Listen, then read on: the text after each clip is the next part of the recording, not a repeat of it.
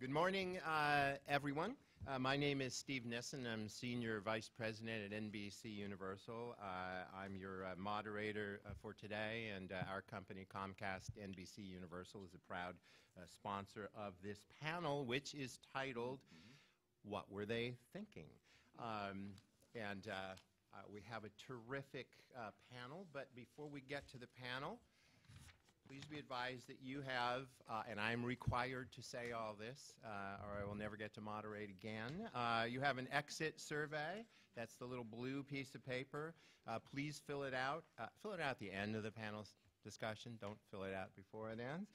Return it to VICA staff, or else it won't be all that reliable. VICA staff, an intern, or a VICA ambassador. I don't know what that means, but hopefully you know it. That's a VICA ambassador. All right. Or turn it into the registration booth in the foyer. Your feedback really will help VICA for next year's event. Okay, here we go. So, from foie gras to shrimp boy, and from FBI stings on state legislators to legislators not knowing exactly where they live when they sign up to run for office, this has been a record few years of scandals and boneheaded legislation, and we have a great panel to discuss both. Now, I am not going to go through biographies of each of our panelists because that's actually in your materials, and you came to hear them, not their biographies, and they've heard their biographies many times over. So let me quickly say an historical event. I am to the right of Tim Donnelly.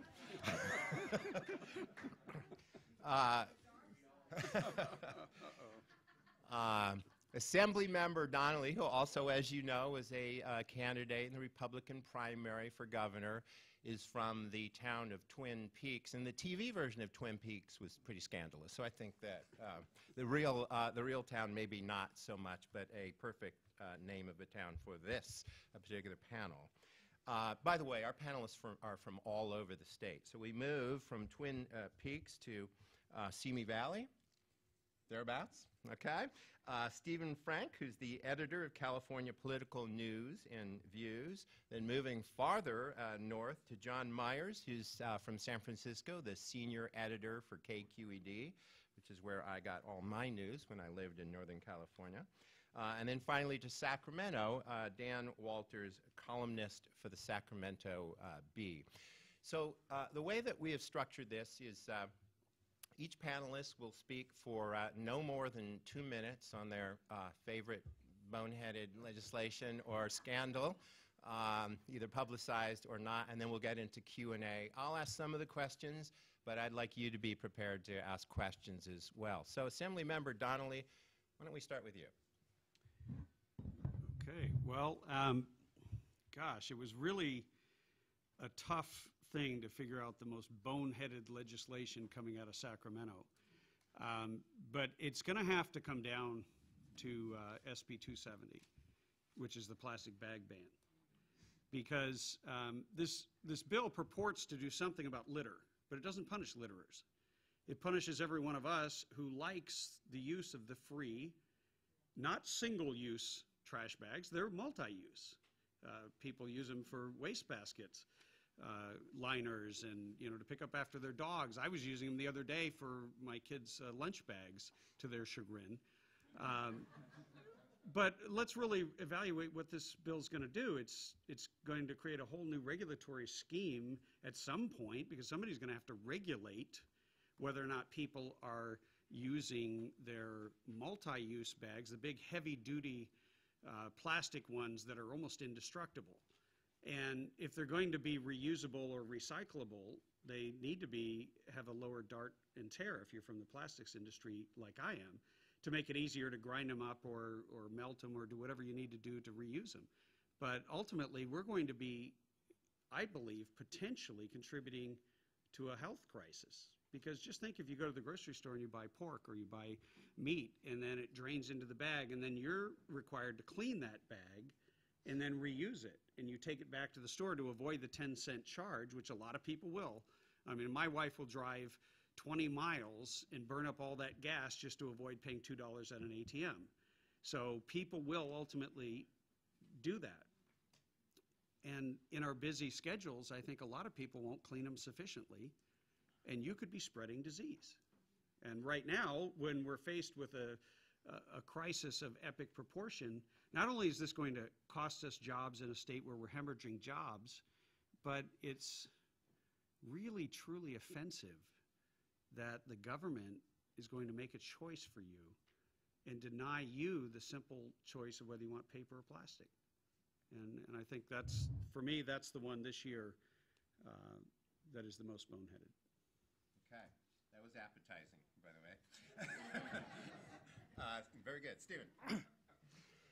There are so many good, juicy scandals in Sacramento, but the biggest scandal, to my mind, started in 1999 with the passage of SB 400.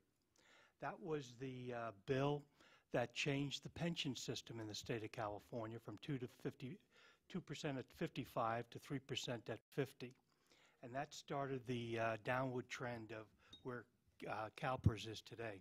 CalPERS today, according to federal accounting systems, is $640 billion unfunded liability. Totally unsustainable. CalSTRS, the teacher system, is $166 billion. UC system is $21 billion, and your own LADWP's unfunded liability is $11 billion. And all of that is totally unsustainable. When they made the change, we went through a whole series of problems, and we now know that Vallejo, San Bernardino, Stockton are in deep trouble, in large part because of their pension system. Last year, Governor Brown created a very good, and I'm a Republican, but a very good reform of the pension system. It was a great start on the system to ratchet back the payments. A few weeks ago, CalPERS says, we don't care what the governor or the legislature did. We're going to add 99 different spikings. For instance, if you get sick pay, that will be part of your CalPERS pension. You get vacation pay, that will be part of your CalPERS pension. Made all these major changes. Palo Alto, for instance, has a ballot measure in November for a 2% increase in the hotel-motel tax. All of that goes not to tourism, but to the general fund to pay 50% of the $18 million a year added to the pension cost for the city of Palo Alto. They'll only pay $9 million. We know about the Stockton decision the other day. The judge is putting it to the CalPERS and telling CalPERS that you're not going to get your money, that the city has the right to cut pensions, and a lot of other things. And what was CalPERS' response, to quote the attorney? Well, two quotes from the attorney.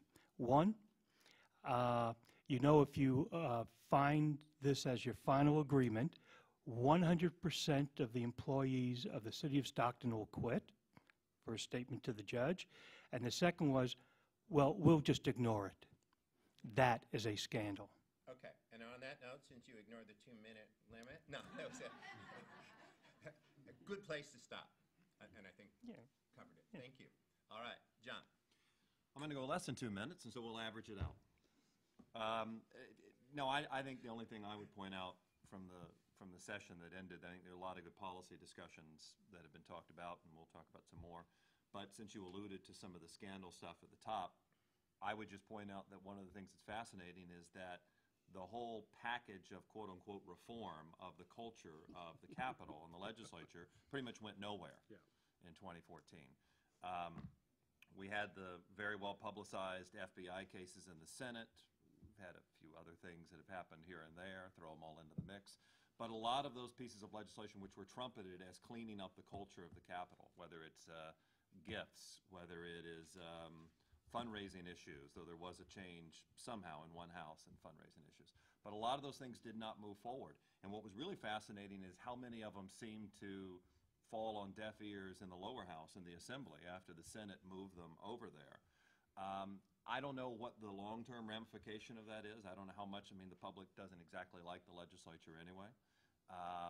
though the numbers have slightly gone back up. But I think that there is a long-term effect, perhaps, if you, especially when you look at the fact that the makeup of the legislature is changing. You've got lawmakers who are going to be there longer under the new term limit system. You'll have another whole crop of them that come in November.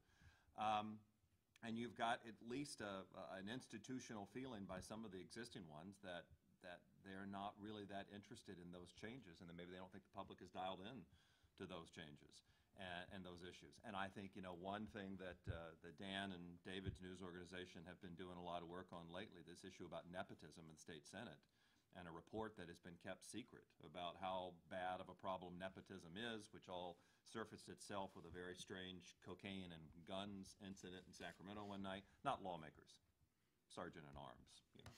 No, don't worry about that part.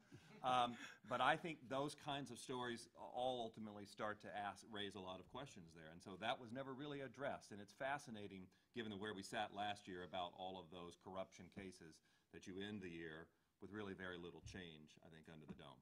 So. Great, thank you. That was 2 minutes, 17.9 seconds. Well. You're a good editor. I made a cut every now and then on a piece. Yeah, that's a 30-second commercial that KQED just lost. If we had commercials. Dan. One advantage of going last is I get to play off what was said before me, and I would pick up a little bit on what John said about the ethics bills going nowhere. But when you think about it, it really actually kind of was a win-win for the legislature. Those who voted for those ethics bills get the benefit of saying, I voted for them, but they don't have to live under them because they either died in the assembly or Jerry Brown vetoed what was left over. So it's kind of a win-win when you think about it. I'm tempted to say, pick out a particular bill this year, but if I did, I would probably be lynched before I got out of this room. And that was the very large tax break for the movie industry. I think it's outrageous. Well, you just said it. I think you're in trouble now. So if I get lynched, Bar the door. Maybe you you can should find my leave, body somewhere out on the airport runway. maybe you should leave the room before you get lynched. But I think that I want to add to this discussion a little bit by giving you some numbers, which I think are pretty interesting. Over the years, you would think that the volume of legislation has gone up for all the sound and fury you hear about it, but actually the volume of legislation in Sacramento has been going down rather precipitously over time. When Ronald Reagan was governor, according to some data that was just complete, he would routinely have to deal with 1,500 bills a year from the legislature. It actually hit a peak with George Deukmejian in the 1980s at 2,000 bills one year. But it's been going down ever since, and most commonly these days, the legislature sends in the neighborhood of 800 bills to the governor every year. Maybe that's 800 too many. That's a good argument to make. But nevertheless, the volume of legislation has been going down steadily over the years. It picked up just a touch this year, but it's basically a pattern of decreasing legislative activity. Now, is that good, bad, or indifferent? I don't know. But it's an interesting fact that they are sending to the governor fewer than half as many bills as they were back in the 1980s. I would also point out that first of all, we have to understand that the legislature, and maybe state government as a whole, exist for one reason and one reason only. That's to extract money from somebody and give it to somebody else. Sometimes straightforwardly in the form of taxes, and sometimes for beneficial purposes like police and fire protection. But nevertheless, that's what government does. It extracts money directly through taxes, indirectly through fees or through subsidies and whatnot, and gives it to somebody else through fees and subsidies. That's what government does. And the biggest ongoing game of the Capitol, the one that goes on year after year after year after year, pits the business community against what I call the Big Four: environmental groups, trial lawyers, consumer advocates, who's the fourth one? Labor unions. And they have an agenda. They put their agenda in every year, and then they start fighting over it. And the business community, the employer community, basically plays defense on that. And a few years ago, the State Chamber of Commerce decided to kind of up the game in a way, to change the game by creating a list called job killers. The ones that they considered to be the most onerous by those four groups. And over time, and this is the interesting thing about it, even though the legislature's been in the hands of Democrats virtually forever, and even though most of the time, well, maybe half the time, governors have been Democrats, Gray Davis, now Jerry Brown before, and so forth, The Chamber of Commerce and its allies in the business community have been remarkably successful in killing those bills. This year, it was 27 bills. Of the 27 bills that they singled out, 3 were signed into law. Most years, it's not even that good. Usually, it's 1, 2, or maybe 0 actually make it into law. So it's an interesting aspect of the whole capital thing that despite the fact that the legislature is controlled by Democrats with 2/3 supermajorities in the Assembly and virtually 2/3 in the Senate, and despite the fact that there's a Democratic governor, the business community has been remarkably successful in killing most of the legislation that they consider most onerous in the process. So, Dan, can I stop you on that one and start a follow-up question on that issue, which is, do you think a number, and this is for everyone, but let's start with you, Dan, that a number of the members of the legislature vote for those bills knowing that the governor will save them by vetoing? That's probably true in a few cases, but very, very few of those bills ever reach the governor. Very few ever reach the governor. Typically, maybe 10% of the bills named as job killers ever reach the governor's desk, and most of those tend to be vetoed after they get there. So it's not just simply something that they're doing with the governor. What's happened is that despite all the sturm and drang of party conflict and conservative versus liberal, all this stuff, when they're in the trenches of the legislature, it's a different kind of game. They may, the dominant party, the Democrats, may say one thing publicly, oh, we're going to get big business, we're going to do this with it, but when it actually comes down to voting for the legislation, much of this legislation kind of mysteriously disappears. It's not killed outright in floor votes, most of it. It just doesn't ever get there. It dies in committee. Sometimes it dies before you even get a committee vote. It goes over in the ether of the Rules Committee and never quite gets assigned to a committee for some reason. And so there's a lot of games that get played, but in the end, net terms, the business community, for their interests, have actually fared rather well in this legislature year after year, despite the governor, despite what partisan balance is in the legislature. Jim? Well, I would posit a follow-up on that, but a slightly different scenario, that these bills are introduced as a mechanism to raise funds for campaigns. Because when you create a threat, and then you have the power to remove the threat, and you get yourself, or you're on, or the chairman of a juice committee, you guys are all familiar with these terms, then all of a sudden, you create sound and fury, but it all signifies nothing, because in the end, you already know where you're going to kill this bill at some dead end and let it die on suspension in the Appropriations Committee because it's supposedly going to cost us too much. But nobody actually has to be recorded on a vote.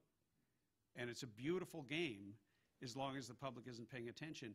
Interestingly, this came to backfire on the Democrats in particular, who live in like the Inland Empire and some other places in Los Angeles County as well, because they empowered and the governor appointed Mary Nichols as the head of CARB, and all of a sudden through AB 32, which of course was signed by a Republican, Governor Schwarzenegger, the gasoline is going to go up, or is threatening to go up, somewhere up to 76 cents a gallon. Well, that's going to hurt regular people. This isn't about the juice game anymore. This is about votes. And if you are a person who is seen as associated with the party in power, and you're going to raise gas taxes on people who work hard and can barely make it right now, you're in a lot of trouble. So you had a huge coalition of Democrats sign a letter to Mary Nichols asking for it to be reversed, and you even had Henry Perea out of the Central Valley carry a bill, and that bill was ultimately killed in one of these committees. And I think that's going to be very interesting to watch come this next election cycle, to see if that blows up in their faces and has any repercussions in terms of elections. For a period of time, I was a registered lobbyist in Sacramento and Washington. And this is, okay, Ted. And he's to my right. And the way the game is played is, my good friend Matt here has decided he's going to run for Congress or for Assembly. I'm a lobbyist, and I'm going to interview him to find out if he's with us on issues. And by the way, Matt, we have this problem that needs to be solved. What do you think? And that's answer has to be, well, if I get elected, I'll introduce a bill. Comes back to me with that answer, and I recommend to my people, donate to Matt. And that's part of the problem. We have a lot of bills that are introduced just for the purpose of meeting campaign promises. There are three major groups now that own the political system in the state of California. Special interest, the very, very rich, and the unions. And between the three of them, the grassroots have been taken out of the mix, and now we have people like Matt, who is running for Assembly or for Congress, are being forced to answer questions and introduce bills they would never do otherwise. And that's a very significant part of the problem. So if you took campaign fundraising out of this process, would that convert our legislators to policymakers rather than political animals, or is that only part of the answer? Well, surely you just. Yeah. Well, I mean, Thanks, Don. yeah, That's the panelist's job. setting aside that never going to happen, in Fantasyland over there? No, I'm in the wrong Disneyland's direction. that way. Sorry. Well, I'm confused. I'm from the north. No, but the part that I think is interesting, the last thing you just said in that question about policy issues versus those, very raw politics things. I am fascinated. I don't know that it'll work. I don't know that it'll change, but I am fascinated by a number of freshman legislators that I have spoken to towards the end of this 2014 year of the two-year session, who, elected under this 12-year system where they're eligible for 12 years, who seem to be taking a slightly different look at the process and the bills than some of their colleagues who came before them, who were in the shorter term limit system, where you get in, you see an open Senate seat. If in the Assembly you jump here, you jump there. And they're anecdotes. I mean, I can't say they're evidence. I don't have any firm grasp of it. But there are members on both sides who wanted to look at policy a little more closely, who wanted to take an extra minute. There was a great anecdote that one of them told me of being in a conversation with one of the chief consultants of one of the committees. And the consultants are the ones who are staffers who have been there for a very long time. They have held a lot of power over the last 15, 20 years under the previous term limit system. And the consultant was doing what consultants often do, saying, here's the way the bill works, this is what you need to know. And the freshman assembly member said, no, wait, give me all of that. I'll take a look at it. I want to read it. I'll take my time on it. I'll get back to you on what I want to do. That's one anecdote. But could that change? Could that take hold? Could you have members who take a little longer to figure out the policies for themselves? Perhaps. And that may be a small change. And maybe it's not a big enough change for some people, but a small change in the way that the Capitol and the legislative system works. Can I respond to it as well? Yeah. As I mentioned, and I'm not. Oh, and Dan, can I ask you to speak into the microphone, because everyone can hear you, but it's also being taped. I'm not trying to be cynical about this. It really is a money game. It's a money game. I said extracting money and giving it to someone else. That's what government does, essentially. And the economic impact of decision-making in the Capitol, and I don't mean just the legislature and just the governor, but the other constitutional officers and all the myriad boards and commissions, the Public Utilities Commission, all these things, are enormous. If you add together all of the impacts that they have, it amounts to somewhere north of $500 billion a year, over $200 billion a year alone in the state budget, general funds, special funds, and federal funds. And you add to that another $100 billion a year in utility rates, another $100 billion a year in insurance premiums, and on and on and on. You're over $500 billion a year. Those are big stakes. And the reason I mention that is because what you said, if you took money out of the process, the amount of money spent on political action in the Capitol, in and around the Capitol, is large, but it's minuscule compared to the stakes. It may be $250 million a year. Campaign contribution, lobbying fees, public relations contracts, all this stuff of political action. But when the stakes are $500 billion a year, they pale in significance. And my point about that is, if you took campaign contributions out of the mix somehow magically, you would not change that underlying dynamic, which the decisions that are made by politicians in Sacramento have enormous economic consequences. Therefore, people in their own interest will seek ways to influence that decision making. Campaign contributions are at least a fairly open way of doing so, and all the campaign reforms have basically started driving that commerce underground into things like independent expenditures. People, smart people, will figure out ways to affect decision making with the enormous economic stakes involved. So you don't take money out of the equation. If you take campaign money out of the equation, what you leave is a huge amount of money at stake and every incentive in the world to try to figure out how to change that decision making that affects that money, because it is an enormous amount of money at stake every year. Well, that's, and Tim, you can go first on this, and that really raises the interesting point. We have seen a year of scandal, an allegation that Senator Calderon allegedly accepted bribes in return for legislative activity. Another member was convicted for not living in the district that he said he lived in or resided in, and another is indicted for, amongst other things, being involved in arms running. So I guess the question is, I'm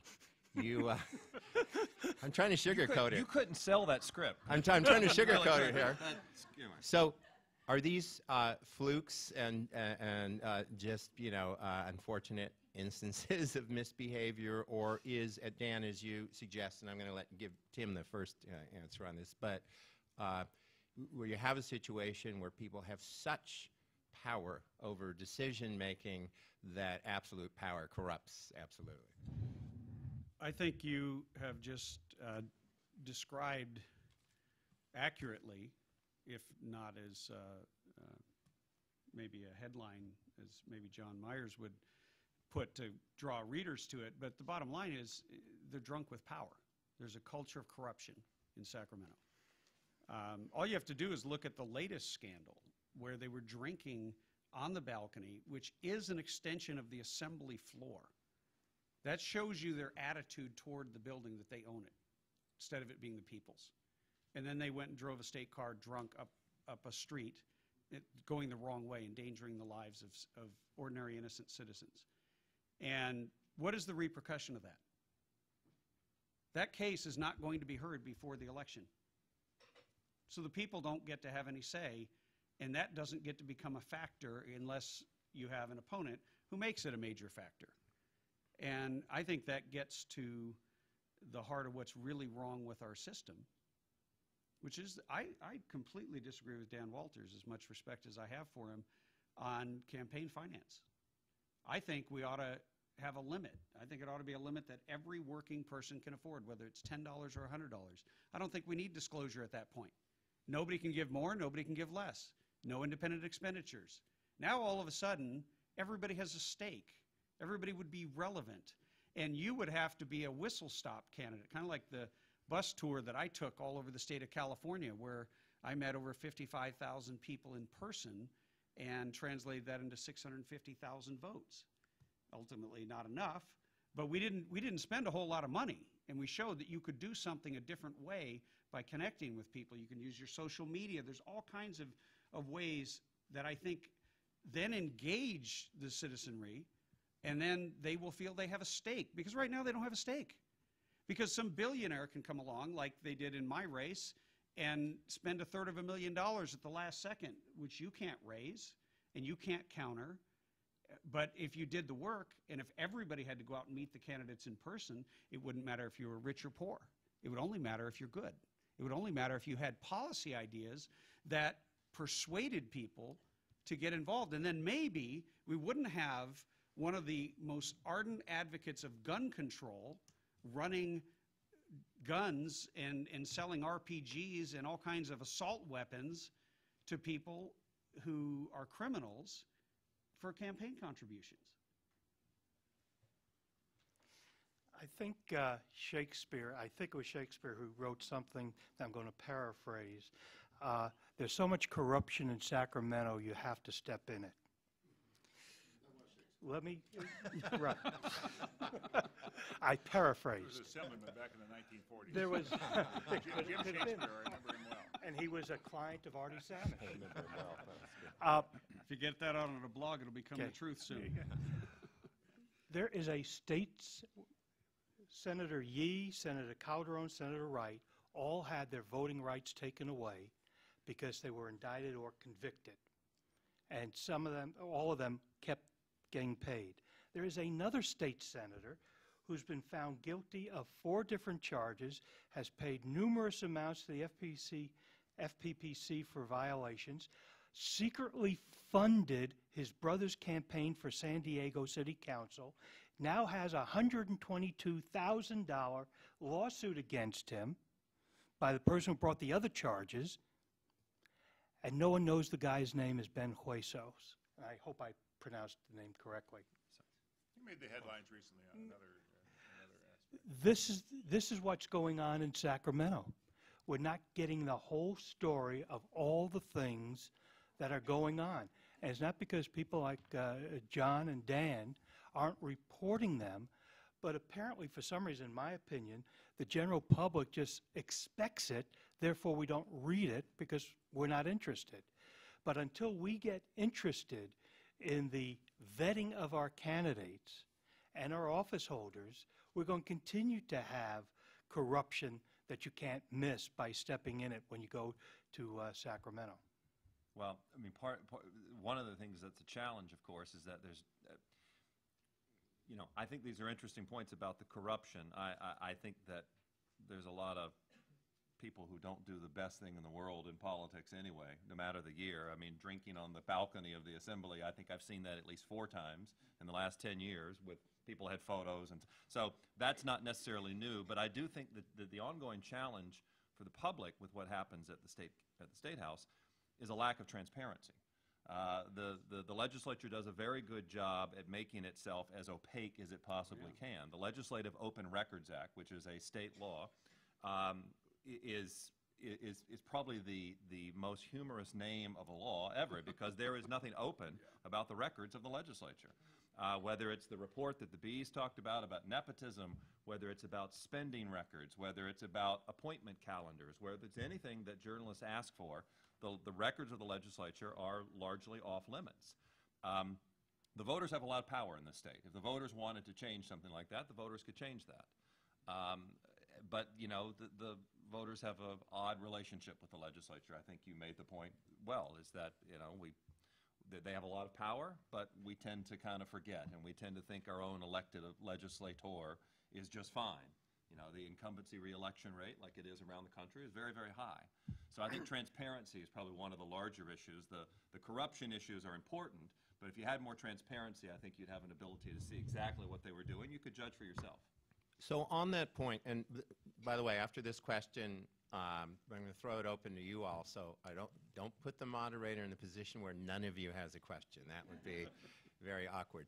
But on the issue of transparency, we have this sort of, annual ritual called Gut and Amend. I know you all know exactly what that means, and I used to suspect call hijacking in the old hijacking, which like that basically, phrase much you better. take the shell of a bill and you carve it up and put in whatever language you want, often at the 11th hour or a little past the 11th hour before the legislature term ends. So in terms of transparency, obviously that's not exactly a highlight of democracy. So what is to be done about Well, the first Gut of all, and it's Amend not as process? bad as it used to be, believe it or not.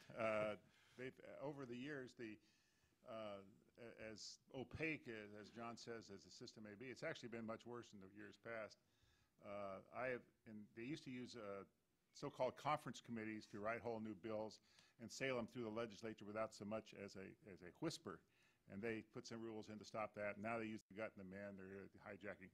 I also want to say that, to toot my own horn, I'm the one who's responsible for that Legislative Open Records Act because of a series of articles that I and a colleague did back in the 1970s about all the strange ways in which the legislature was spending its money, and as a result of which Leo McCarthy put in that act, as imperfect as it is, and I agree with wholeheartedly it's imperfect.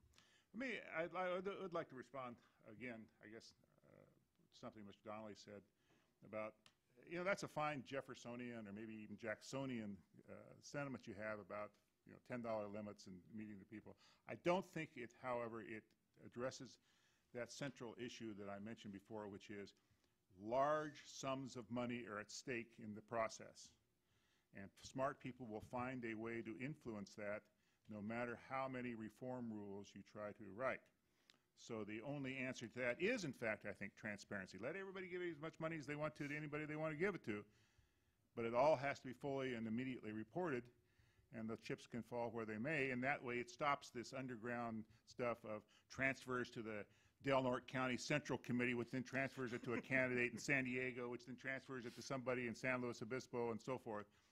And it's all above board because you can't do that anymore. And plus the fact you have to keep in mind that there is a limit beyond which you cannot go in limiting campaign spending, particularly outside of the process, because of a little thing called the Bill of Rights that's been interpreted by the U.S. Supreme Court to say, essentially, money is speech.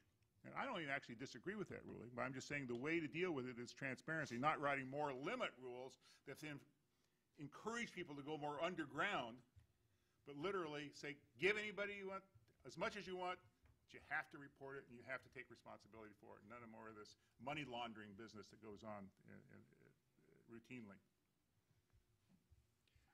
Other comments either to that or the gut and amend question? The worst thing that we have in the legislative process is the gut and amend. You have a bill that is gone through the legislature or introduced as an education bill, and it comes out a bill for roads or some special interest at about 11:30 on the last night. No hearings, no public notice. You never know what a bill is. And the way to stop that, I believe, is to disallow it, period. That there has to be a 72, if you have a 72-hour notice of any change or amendment to a bill, so the public and everybody else can see it, that would stop the gut and amend. The problem is the special interests and the people who run the show don't want to stop it because they want to use that as one of the arrows in their quiver to get things passed without anybody knowing about it until it's too late. And then the only stoppage you have to that is a governor's veto. Of course, I would point out, though, that there is a 3-day in-print bill that's been running around the Capitol for a while now, and it has bipartisan support. It has Republicans and Democrats behind it, and the co-authors of that bill all voted for the water bond that was drafted in less than 72 hours. And their argument is there are some exceptions. There need to be exceptions. There need to be caveats. But so therein lies one of the challenges that even the supporters of the principle of no guts and amends, and I've got my grammar. Hijackings. I like that much better. Thank you. But even the backers of that want a backdoor out of it sometimes when they think it's the right way. And of course, I asked them those questions. They didn't really like the question. By the way, the record this year was the last brand spanking new bill that showed up was at 2 o'clock in the morning on the last night. Yep. And we had a hearing. Did anyone attend it? There were a few. Yeah. Well, I think you brought up the water bond. That was one, but also the groundwater bill. Yeah. We had a hearing in the Appropriations Committee, and there was nobody opposing it. It was really shocking because we did it at the absolute last minute. But I believe that was a payoff for the water bond. And to go to Dan's point, what we have now is we've all pretty much agreed that there are 3 or 4 major forces that have all the power because they have all the money. And if we got the people more involved in the process, and you couldn't do this stuff that is allowed at the last minute. I mean, I think of all the farmers and everybody that owns private property in the state of California that doesn't even know the government has taken over groundwater and now could potentially come in and give you a bill for the groundwater you're drawing with your own well. Could literally, we've reversed 100 years of precedent here in the state of California, all because the enviro extremists had to be paid off in order for the water bond to make it through.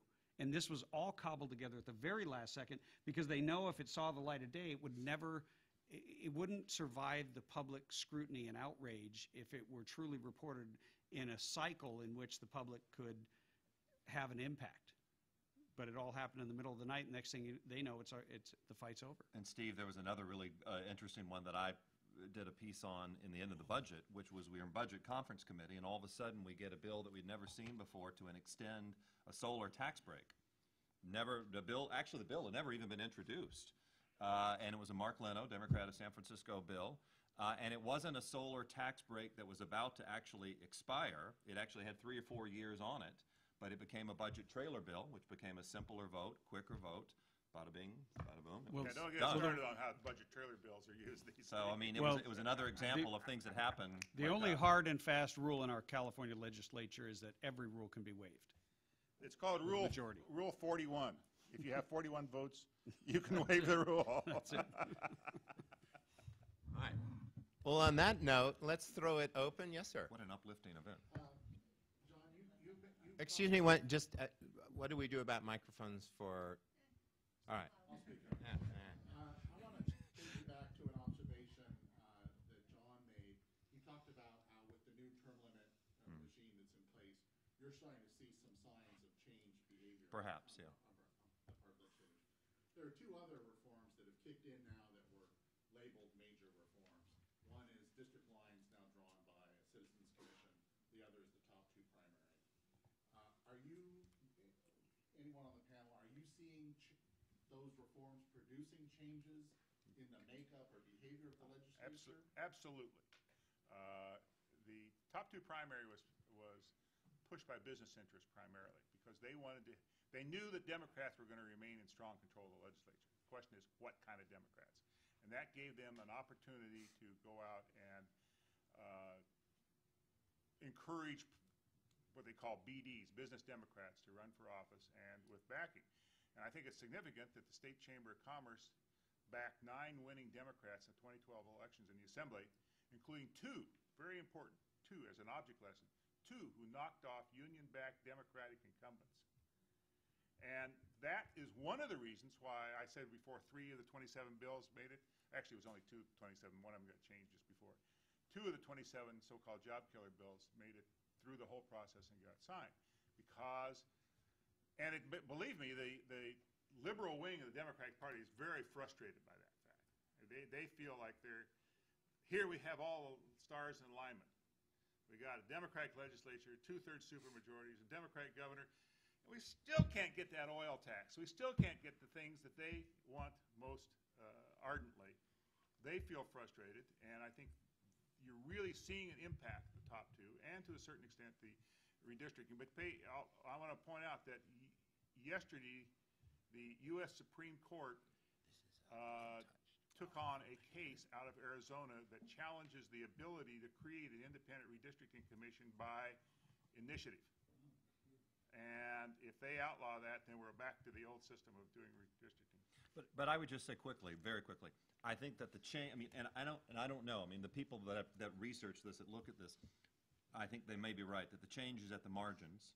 At the margins. And it will take several cycles because key to the whole system is what the voters do with that power. And the voters have to understand the new system, like the top 2 primary. They've got to understand their ability to vote in different places.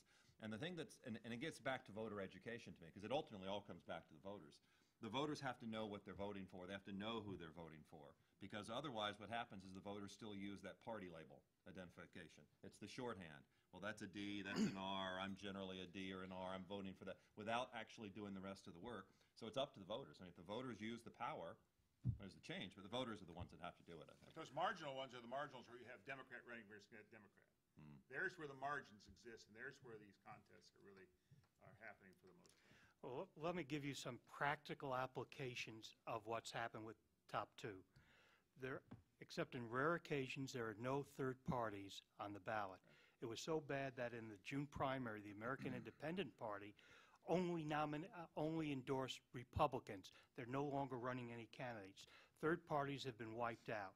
In 2012, there were 28 districts, legislative districts, with only one party on the ballot. In those districts had 11% fewer voters on average than the rest of the state. This time we have 24. How bad is it? Who is the Republican nominee for, say, controller? And somebody here will say, well, Ashley Swearingen. That's not true. She's not a Republican nominee. There are no Republican or Democrat nominees. And her website actually never says she's a Republican. Well, but there's other reasons too. But here's how bad it is. The party preference Republican for controller and the party preference candidate for Secretary of State, Pete Peterson, both have said they're not going to support the Republican preference candidate for governor. Maybe they were secret supporters of yours, Tim. And so They've declined to say so who they'd support. They didn't say they wouldn't support him. Well, she has said she hasn't decided yet. Right. She's still evaluating. 4 weeks before an election, she's still evaluating Kashkari versus Brown. But what we have now, again, this is part of the process to destroy the political system in the state, and again, put it back into the hands of the unions, the special interests, and the very, very rich, because they are the ones that are making these decisions. Yes, the Chamber of Commerce put in and won some races. The unions put in money and won some races. But did the grassroots win any races? Did the people in the communities win races? Because most of the money coming into a legislative district, Assembly and State Senate now, are from outside the district and from special interests, unions, or the very rich. That's what we're facing, and that's why the top two is a very destructive idea, in my opinion. Go ahead, Tim. Sorry. Yeah, I'm very interested in how the top two is going to perform going forward, because I was an opponent of it, and then I went through an election, the first gubernatorial, at least primary, if you can call it a primary, as a candidate. And if you go back to the 2010 gubernatorial race, the candidate who was the most moderate and who had the most money won. That was, of course, Meg Whitman. And then in this case, the most money and the most moderate wins. So I see very little difference. I can tell you one thing that was encouraging, just as a result of being able to talk to people, and I spent a campaign talking to everybody. We won a lot of people that hate the Republican Party and hate the Democrat Party and felt like they had no home. So the top two sort of created a way for them to be significant in the primary in their minds as individuals, because obviously a party has the power to spend an unlimited amount of money, but it's supposed to stay out of primaries. So I think it's going to be fascinating to watch and see if it continues to have the effect that Dan's talking about.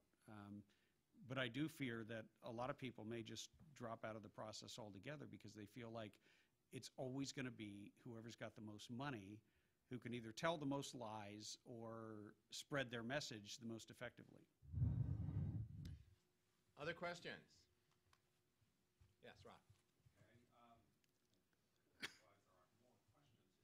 Well, everyone wanted to hear yours first. No pressure.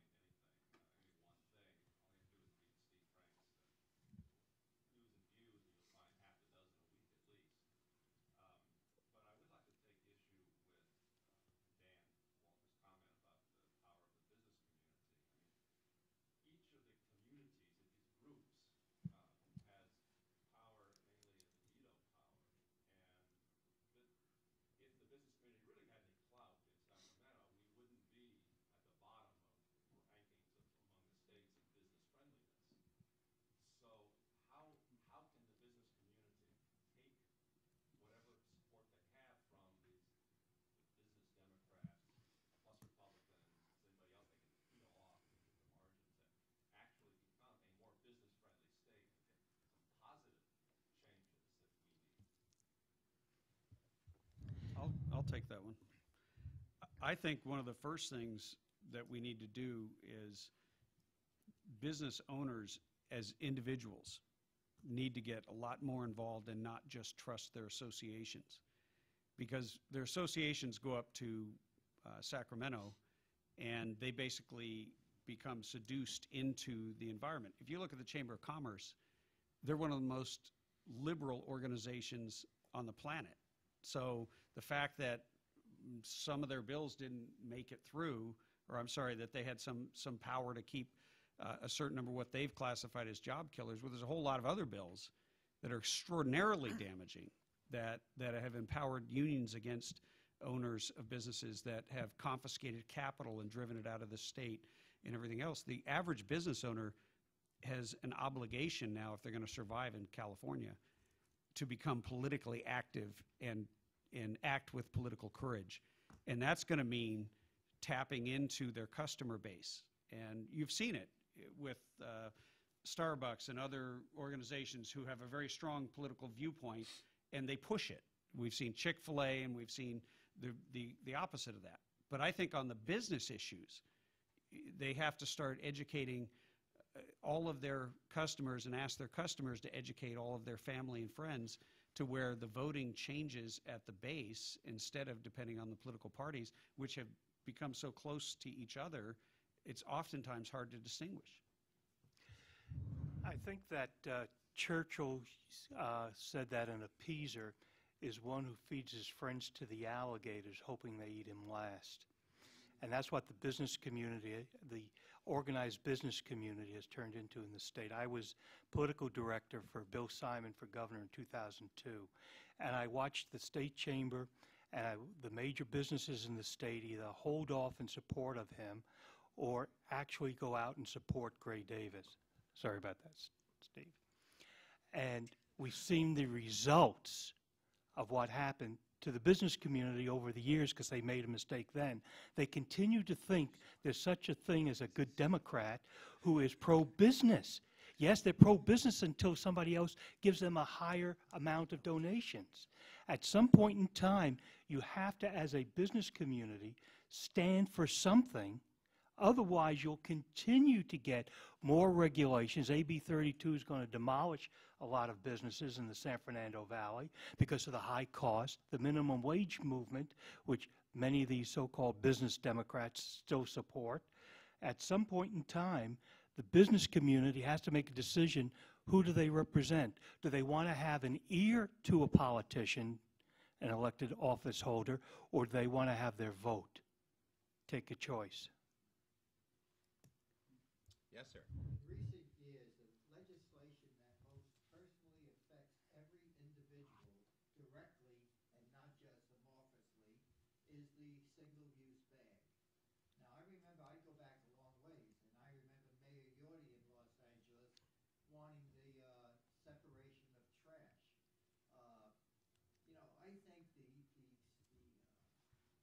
the banning of single-use bags, will that have, I think it has an effect on me because I have dogs, but does it have an effect on the voters? Are the voters going to remember this legislation and then stand up against it and say, hey, you voted for it, you're out?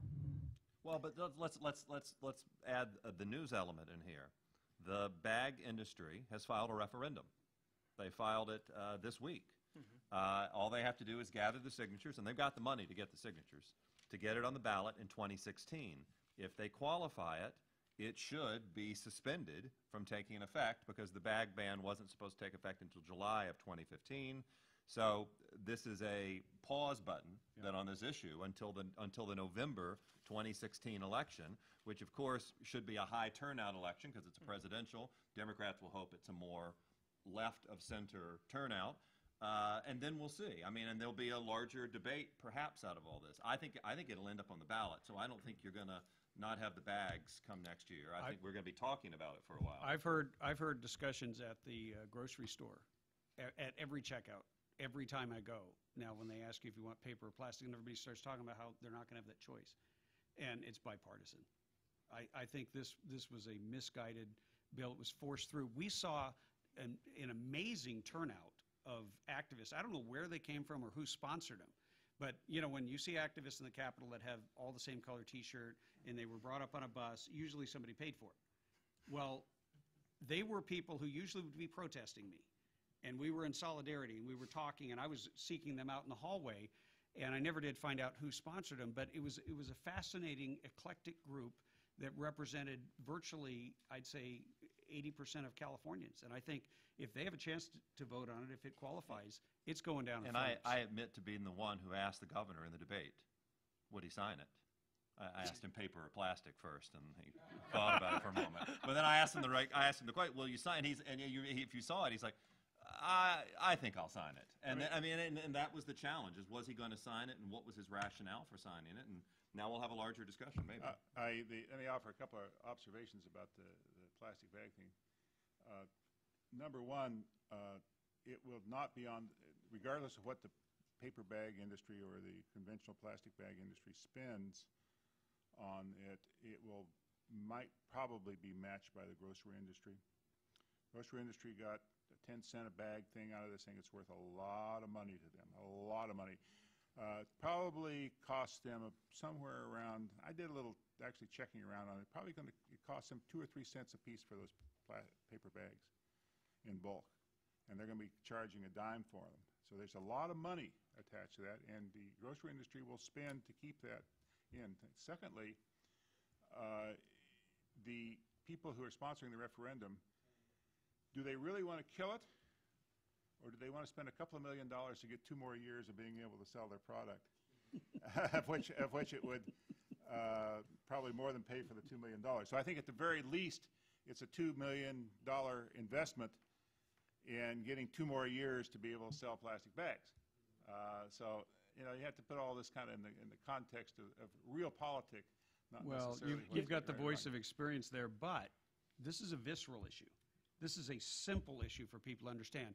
Only if it was just a ban on plastic bags and there was no 10-cent penalty, but people, remember we had a revolution over, what was the final straw, a 3% tax on tea?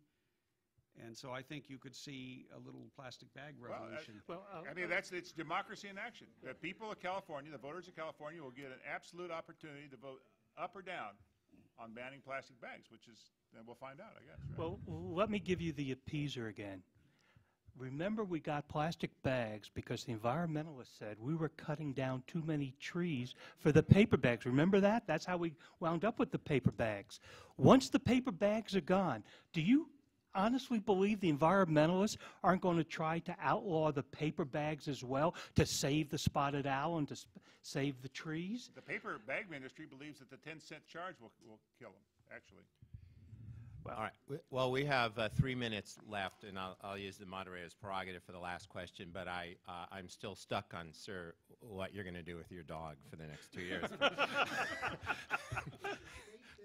down. I'm still in the city of Los Angeles. Which has its own. And you're still going to have it. Shop in Burbank. All right. Wow. There's a commercial right there. All right, so in the few minutes we have remaining, last question, new leadership now in the Assembly and the State Senate. I'll remind you, by the way, this panel's been great.